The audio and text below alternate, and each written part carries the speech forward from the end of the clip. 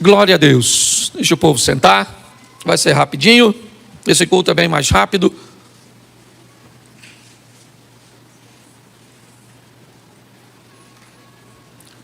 Isso. Pegue a sua Bíblia aí. João capítulo 5, verso de número 17. João 5, 17. Coloque para mim, por favor, na tela.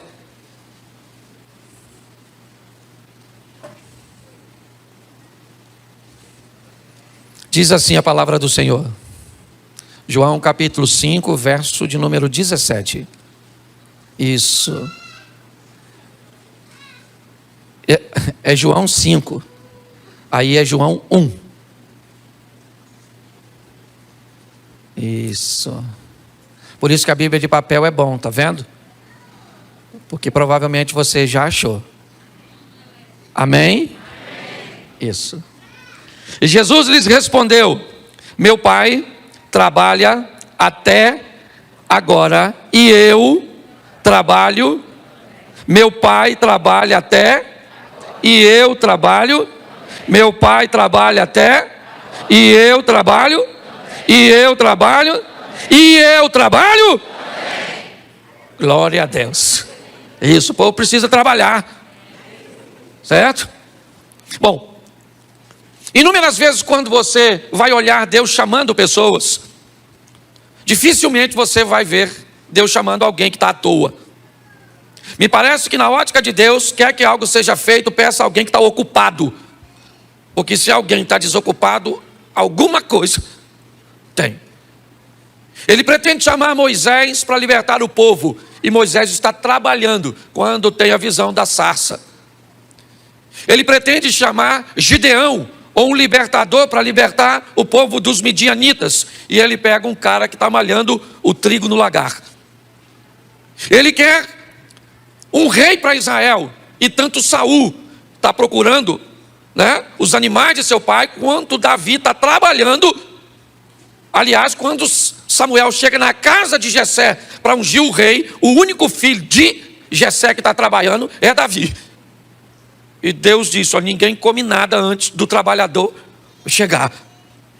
Mas hoje eu quero falar de Eliseu.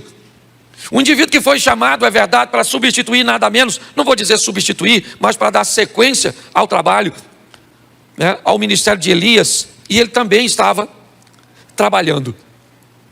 E hoje eu quero te mostrar que a vida, inevitavelmente, ela vai requerer de você esforços, posicionamentos, ações, que vão gerar para você resultados. Muitas vezes, as pessoas ficam buscando resolver alguns problemas, mas não vão na fonte do problema. Então acabam vivendo apenas paliativos e muitas vezes vivenciando ciclos. A vida de algumas pessoas parece um looping. Ou seja, hoje ela está bem e ela vai indo bem, mas de repente ela volta novamente numa crise, num afastamento, ela volta num problema. São casamentos vivendo isso o tempo inteiro, nunca conseguem uma constância. E eu quero mostrar hoje, na trajetória do profeta Eliseu, como as coisas aconteceram e pegar alguns exemplos para aplicarmos no nosso cotidiano. Deixa eu te explicar, quando nós queremos que alguns princípios bíblicos, eles se cumpram na nossa vida, o mundo espiritual, apesar da palavra ser poderosa, e nós aprendemos isso e muito, que há poder na nossa palavra, o mundo espiritual, ele não respeita simplesmente o que nós falamos, o mundo espiritual respeita o que nós fazemos. Eu não sei se você lembra, quando alguns tentam expulsar um demônio utilizando a metodologia do apóstolo Paulo, eles ficaram olhando como Paulo expulsava um demônio, e quando um demônio apareceu, eles usaram o mesmo método de Paulo. E o demônio disse para eles: Paulo, eu sei quem é. Aquele que Paulo diz, eu também sei. Mas e vocês? Quem vocês são? Então é muito importante você e eu entendermos que a nossa vida está aguardando decisões, posicionamentos, posturas, que podem nos levar para um lugar. Como eu sempre digo, futuro para nós não é um tempo, futuro para nós é um lugar. E para que lugar eu estou indo? Basta eu olhar o que eu estou fazendo, como é que eu estou me posicionando. Quando nós vamos olhar para Eliseu, eu vou pegar desde o momento que ele aparece, vai ser rapidinho, 5 tópicos, bem rapidinho, para que você entenda. Eu só preciso que coloque aqui, nós estamos com algum problema aqui? Não. Não? Então vamos lá, primeiro livro dos Reis, capítulo de número 19, verso de número 19. Primeiro livro dos Reis, capítulo 19, verso 19. Partiu, pois, Elias dali e achou a Eliseu, filho de Safate, que andava lavrando com 12 juntas de bois adiante dele. Ele estava com a 12ª. Elias passou por ele, lançou a sua capa sobre ele, põe o 20. Então deixou ele os bois, correu após Elias e disse: deixa-me beijar meu pai e a minha mãe, então eu te seguirei. E ele disse: vai e volta, porque te tenho eu feito. Por que te tenho eu feito? Vamos lá. Deixou esse os bois. Isso aí. Voltou, pois, atrás dele, tomou as juntas de bois, os matou, e com os aparelhos dos bois, cozeu as carnes, deu ao povo, comeram, então se levantou, seguiu Elias e o servia. Preste atenção. Esse é o momento que o nome de Eliseu aparece na Bíblia, pela primeira vez. O momento em que Elias entra no campo que Eliseu está trabalhando, e Eliseu vai receber, o chamado ministerial.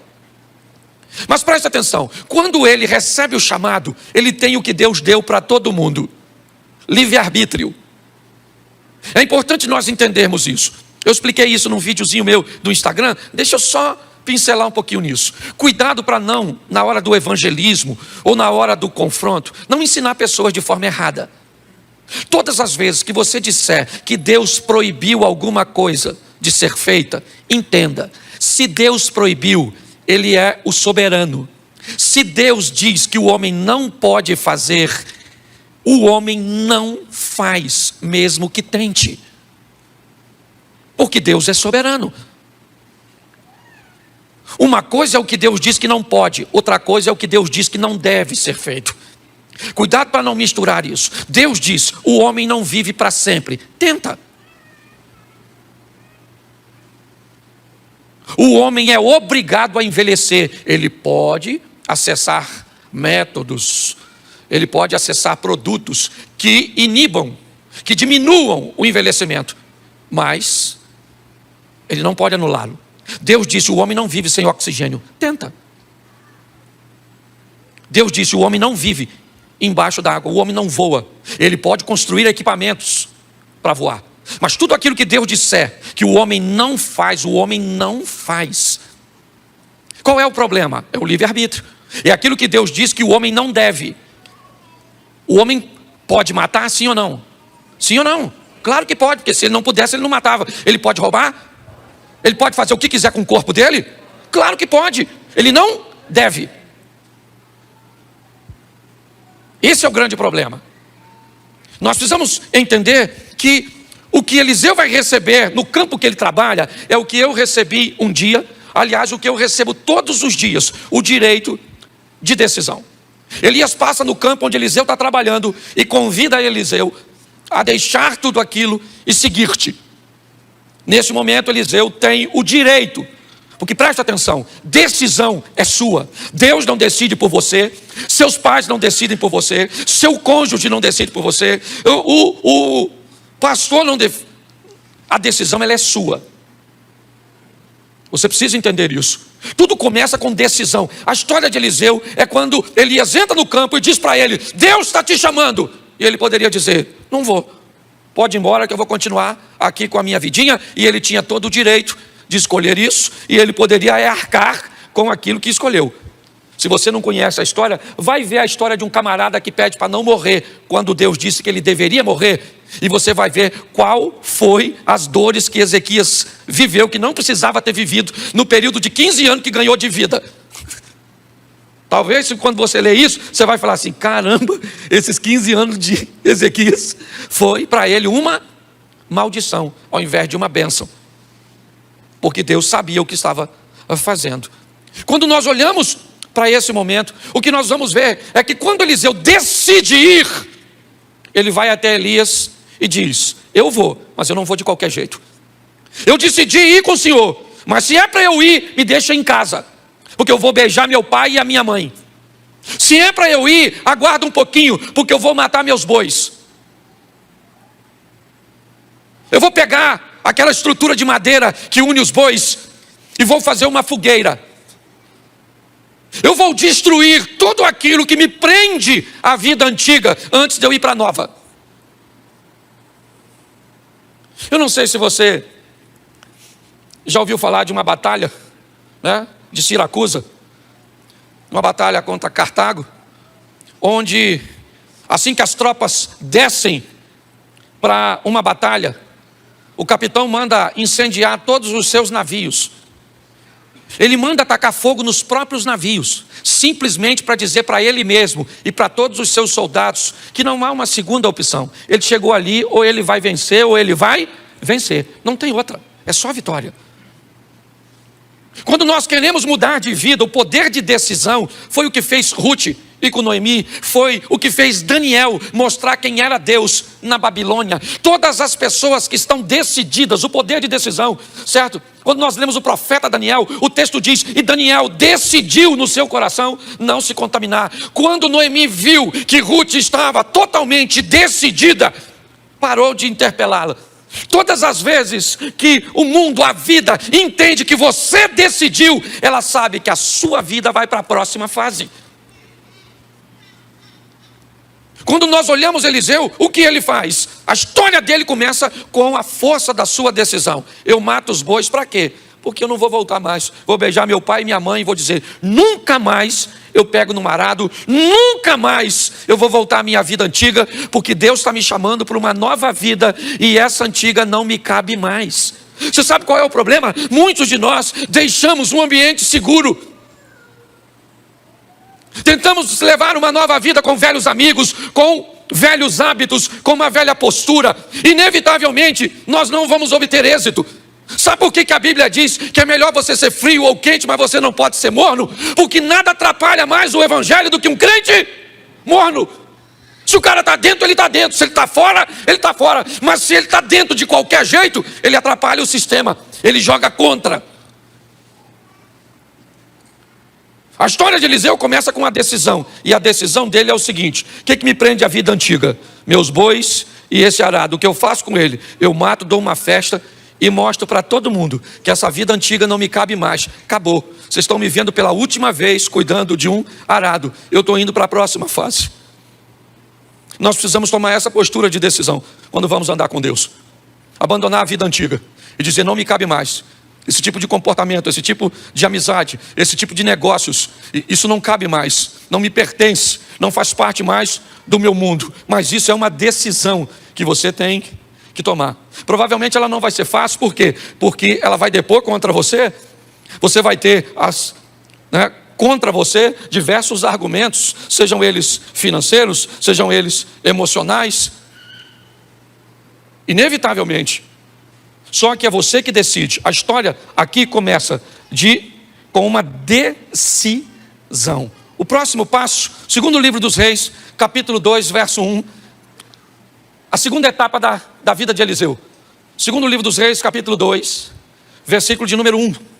Sucedeu, pois, que havendo o Senhor de elevar a Elias num redemoinho, ou um redemoinho ao céu, Elias partiu com Eliseu de Gilgal. Presta atenção.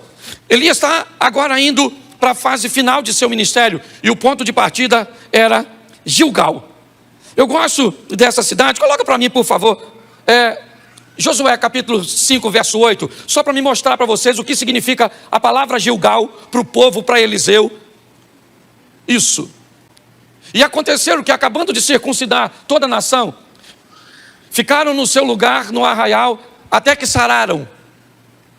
E disse mais o Senhor a Josué: hoje revolvi de sobre vós o opróbrio do Egito, pelo que o nome daquele lugar se chamou Gilgal, até o dia de hoje. Estando, pois, os filhos de Israel alojados em Gilgal, celebraram a Páscoa. Presta atenção: Gilgal, Páscoa, Gilgal, circuncisão. Para um judeu, duas coisas que têm o significado de aliança. O ponto de partida depois de uma decisão, eu vou deixar a vida para trás, é uma aliança. Quando nós falamos de casamento, nós dizemos que casamento é duas coisas. Uma, ele é um contrato. E segundo, ele é uma aliança. Como contrato, ele pode ser reincidido. Como aliança, não. A próxima fase da vida de Eliseu, o que é? É uma aliança. Ele vai assumir um compromisso com aquilo que ele pretende fazer. É um caminho que para ele não tem volta. É dali e para frente. A história dele caminha com um novo comportamento, com uma nova visão, com uma nova mentalidade. Por quê? Para Eliseu ele não tem mais para onde voltar. E se não der certo, eu volto para os meus bois. Eu não tenho mais bois. E se não der certo, eu já dei uma festa de despedida e disse para todos os meus amigos que aquela vida não me cabe mais. Quando eu decido me aliançar, inevitavelmente, a minha vida, ela não tem mais retorno. Não dá mais. Agora é apenas uma direção, é para lá que eu vou. Cristo é o meu Senhor, obedecer é a minha razão, é para lá que eu estou indo. 1000 cairão ao meu lado, 10.000 à minha direita, mas eu não vou ser atingido. Eu vou olhar tudo isso e sei em quem tenho crido. A vara e o cajado do Senhor é o que me consola. Eu sei o que eu estou vivendo, aquele que há de vir virá. Não interessa se as coisas estão acontecendo a meu favor ou contra, acabou. Para mim não interessa se quem desvia é o fulano, é o ciclano, se o outro adulterou, se fulano está roubando, se aconteceu isso, se minha mulher me trai, se meus filhos se perdem, se acontece isso, se eu perco tudo que eu tenho. Não, acabou, é uma aliança. Eu assumi um compromisso com Deus, é uma aliança que não tem como quebrar. Hoje está tudo muito condicional, sabe? Depende, tudo é relativo, depende muito, sabe? Quais são as variáveis? Não, querido. O que Eliseu faz é uma aliança. Gilgal traz a representação de uma aliança. Circuncisão e Páscoa. Ok? É aquilo que Davi olha quando vai enfrentar o gigante. Todo mundo está olhando para o gigante. Davi olha para a circuncisão. Todo mundo tem medo do gigante. Ele é grande, ele está bem armado, ele é poderoso. Nossa, ele é um perigo. Davi diz: quem é este incircunciso para desafiar o exército do Deus vivo? Eu vou matar ele. Por quê? Porque ele é forte, grande, mas eu tenho aliança com o Todo-Poderoso. Pessoas que têm alianças, elas vivem de forma diferente. Seu ambiente de fé é mais seguro.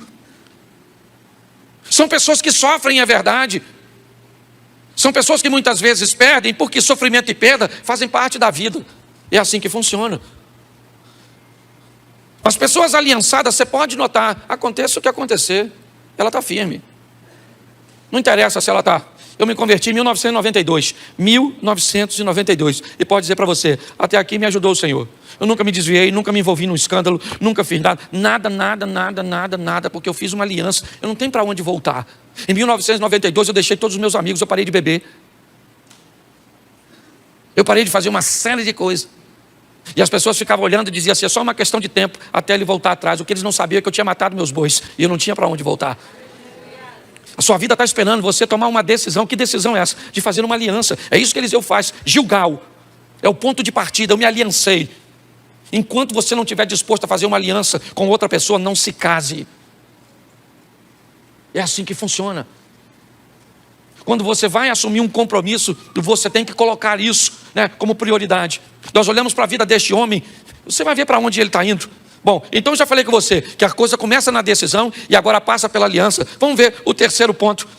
Versículo 2, segundo livro dos Reis, 2:2. Põe para mim, por favor.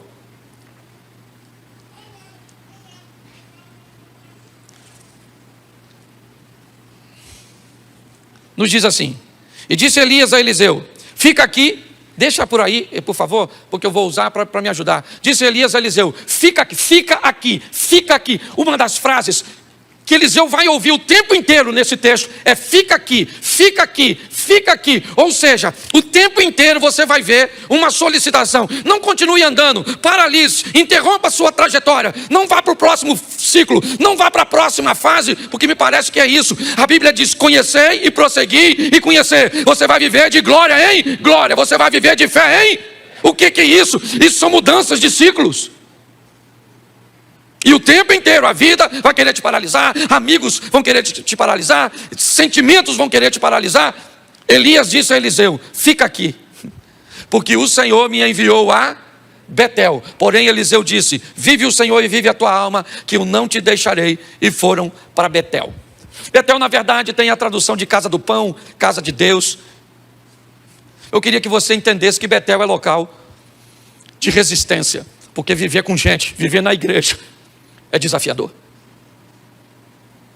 Dos 10 mandamentos, 7 são direcionados para relacionamentos. Ame o próximo como a ti mesmo. Ame o próximo como? Ame o próximo como? Nunca mais do que você. Me parece que é meio que ame o próximo e ame você. Ame o próximo e ame você. Nunca ame você mais que o próximo, nem o próximo mais que você. Ah, pastor, eu não consigo amar o próximo porque eu não me amo. Então vai para o Novo Testamento e aprenda o que Jesus disse. Ame o próximo como Cristo amou a igreja. Se você não tem base de amor, pega o de Cristo. Mas você é obrigado a amar. É assim que funciona. Quando nós vamos olhar aqui, nós vemos resistência. Porque para viver na igreja, igreja, ó, preste atenção. Tem gente boa, tem gente ruim. Tem gente que não fala nada e tem gente que fala tudo. Tem gente que paga os outros, tem gente que não paga. Tem gente que fica de olho nos outros, na mulher dos outros. Tem ou não tem? Tem mentiroso, tem fofoqueiro, tem tudo. Tudo. Pastor, por que o senhor não exclui tudo? Porque senão fica vazio. Se nós expulsar todo mundo, como é que vai fazer? Deixa eu te falar uma coisa. Segundo Jesus e a Bíblia, o lugar de gente ruim é na igreja.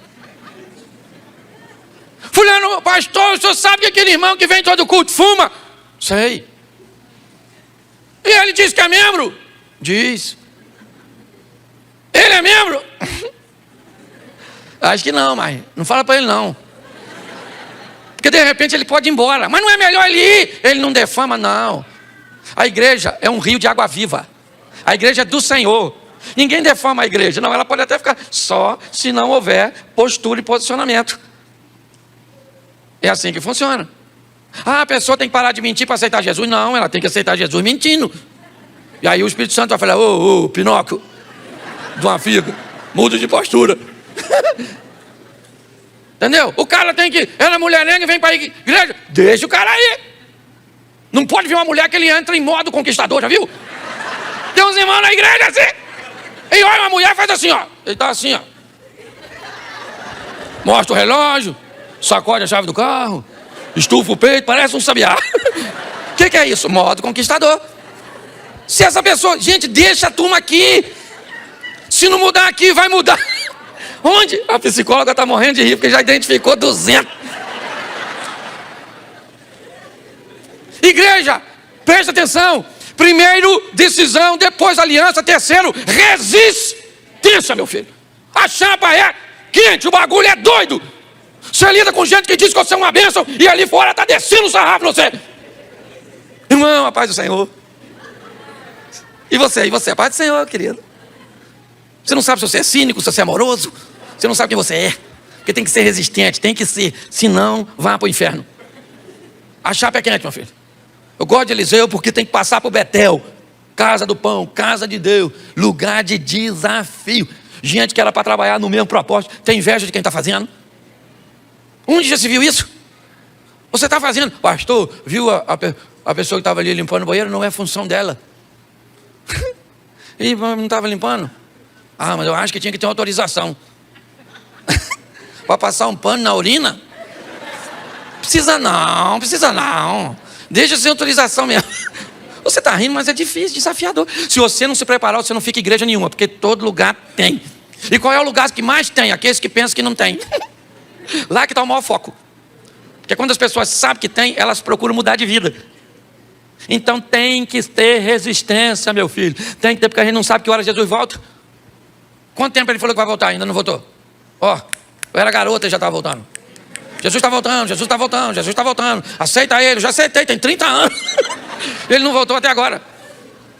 Resistência, meu filho. É assim que funciona, tá certo? Quando nós olhamos, nós vemos isso. É o exemplo de Jó. Pensa num bicho resistente. Pô, o cara perdeu tudo, gente, não fez nada. Sabe o que ficou? A mulher dele. Foi a única coisa que não morreu. Na minha opinião, devia ser a primeira. Não. Uma mulher extraordinária, resistente. Os filhos morreram, sim ou não? Ela divorciou? O jovem ficou todo machucadinho assim. Ela largou ele? Perdeu o dinheiro tudo. Esse dia o irmão teve aí uma aposentadoria bloqueada, a mulher dele foi embora.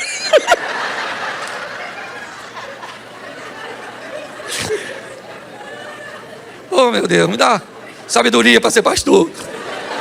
Eu vejo cada coisa que até Deus duvida. Estou falando sério, resistente, certo? Jó perdeu tudo, estava lá, não pecou, porque tem que ter resistência, meu filho. Vai andar com Deus, o negócio é desafiador. Você anda lá no seu trabalho, só você, muitas vezes, vive uma vida ali íntegra. Você não fala nada de ninguém, cada um faz o que quer. Mas quando você vive uma vida de postura correta, a sua postura correta denuncia a postura incorreta. E o povo começa a te perseguir. Tem que ser resistente. Posso ouvir um amém? Amém. Isso. Vamos para a próxima fase aí. Capítulo 2, ainda no verso 4 agora. Verso 4. Disse Elias: fica aqui. Aqui onde? Em Betel. Fica aqui em Gilgal, fica aqui em Betel, ok? Fica aqui porque o Senhor me enviou a Jericó. Porém ele disse: tão certo como vive o Senhor e vive a tua alma, que eu não te deixarei. Note que novamente uma força está sendo empregada para paralisar Eliseu. Ele diz: eu não vou parar, tão certo como vive o Senhor e vive a tua alma, que eu vou com você. Eu não vou ficar em Betel, porque Betel não me para. Relacionamentos interpessoais não me param. Eu sou resistente para sobreviver a eles. Mas agora vamos para onde? Jericó. Tradução: em alguns lugares, cidade das palmeiras. Em outros lugares, cidade do mau cheiro. Comércio de rua, muros altos, pouca circulação. Provavelmente o cheiro não era dos mais agradáveis naquele ambiente. Basta você passar perto de uma barraca de peixe, muitas vezes, né? No final do dia, depois de uma feira. É só para você ter mais ou menos um entendimento. Mas se Jericó era conhecida como cidade das palmeiras porque tinha por fora, ela é conhecida por cidade mal cheirosa pelo que tinha por dentro. Me parece que agora, depois da resistência, eu vou ter que sobreviver à hipocrisia, ao comportamento de não querer vender uma aparência para os outros que não reflete uma realidade do que eu vivo. Esse é o grande problema. Muitas pessoas muitas vezes não mudam porque não pode tratar o mau comportamento, porque as pessoas não podem saber que ela tem aquele comportamento incorreto. Então ela não pode tratar, porque às vezes tem um cargo na igreja, e se alguém souber que ela tem aquele comportamento incorreto, ela pode perder o cargo. Então para ela o cargo é mais importante que a salvação. Ela então acaba vivendo uma vida de hipocrisia. O hipócrita, normalmente ele tem uma questão muito peculiar. Ele precisa acusar os outros, porque todas as vezes que ele acusa os outros, inevitavelmente ele está defendendo, né, uma imagem de que ele cumpre aquilo que ele acusa. Certo? Ele tem que chamar a atenção para um outro lugar que não seja a vida dele. Então ele olha para alguém que usa uma roupa indevida, para alguém que posta alguma coisa na internet indevida, para alguém que faz um comportamento indevido. Por quê? Porque chamando atenção para os outros, ele consegue guardar a aparência dele. Muitas vezes há uma promiscuidade por detrás de um puritanismo. Porque eu defendo o puritanismo, mas na verdade eu estou envolvido numa pornografia. Mas eu então começo a chamar a atenção, né, de comportamentos de outras pessoas. O que é isso? A vida de Eliseu também passa por Jericó. Aquele local onde a aparência fica para trás.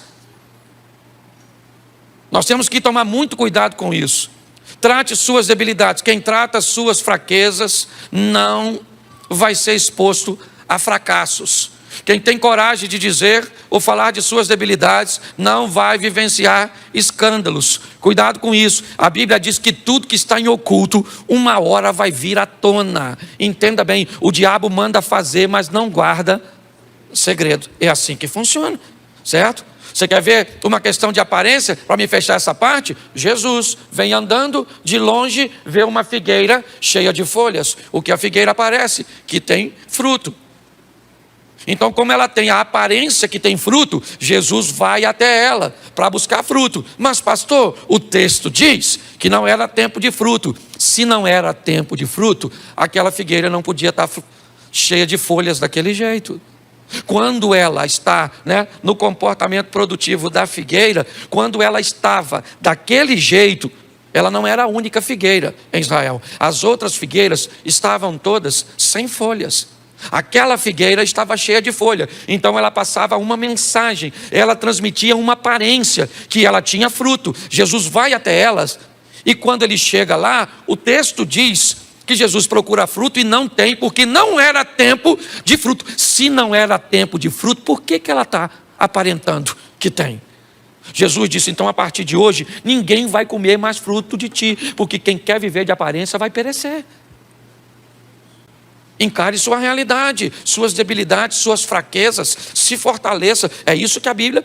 Mas pastor, como é que funciona isso? Então quer dizer que eu tenho que ter uma decisão forte, eu tenho que assumir uma aliança, eu tenho que obter resistência, eu tenho que fugir da hipocrisia e de uma vida de aparência. Por isso, preste atenção, verso 6, e eu termino aqui.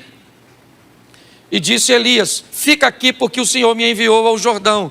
Mas ele disse, vive o Senhor e vive a tua alma, que eu não te deixarei. E assim ambos foram juntos. Verso seguinte. E foram 50 homens dos filhos dos profetas, e de longe pararam de fronte, e eles ambos pararam junto ao Jordão. Preste atenção. Temos 52 homens. 52. Eliseu, Elias e 50 dos filhos dos profetas. 2 homens atravessam o Jordão, Elias e Eliseu. Se você quer saber qual é o resultado final dessa equação, é que quem toma decisão e leva adiante, estabelece uma aliança com Deus e vai viver num nível alto de resistência, não conservando uma aparência equivocada ou uma hipocrisia. 52, 2 atravessam, e um dos que atravessam sobe para encontrar com Deus, e o outro volta sozinho. Repita comigo, sozinho. Entenda uma coisa, a caminhada com Deus, de quem decide, faz aliança, tem resistência, certo? De quem foge da aparência, é uma vida solitária. Se nós tivéssemos mais pessoas, talvez fosse mais fácil, mas não temos. É bem solitário. Você vai para lá para onde você trabalha, quantas pessoas querendo o que você quer tem lá? Pouquíssimas. Você vai para onde? Para a sua faculdade, para a sua universidade, para a sua pós-graduação, quantas pessoas tem lá? Preste atenção que é uma vida muito solitária. 52, 50 ficam e 2 passam. Eliseu vai para o outro lado, mas do outro lado, e aí que é legal, ele recebe coisas, vê coisas, vive coisas que a turma do lado de cá não vive. Eliseu vai lá rapidinho, Elias é levado ao céu, joga a capa, Eliseu rasga a sua capa, joga fora, pega a capa de Elias, volta, pega, toca o Jordão, atravessa, os 50 caras, está do lado de lá. Ele foi sozinho, é verdade. Porque quem resolve viver esse estilo de vida, não tem muitos companheiros. Mas, meu irmão, deixa eu falar uma coisa para você, minha irmã. O que você vai viver e o que os outros vão ver que Deus vai fazer na sua vida, através de você, é algo extraordinário. Sua vida está esperando você decidir, se aliançar, se fortalecer, fugir da aparência e entender que não dá para ter muita gente. Eu falei aqui e encerro. Eu, dia 7 de setembro, comprei uma passagem, peguei uma bandeira daquela que a gente coloca aqui, comprei uma camisa do Brasil, fui até a Avenida Paulista, abri e tirei uma foto. Marcelo estava comigo e o William também. Eu não tirei foto com ninguém, não subi em carro, não fiz nada.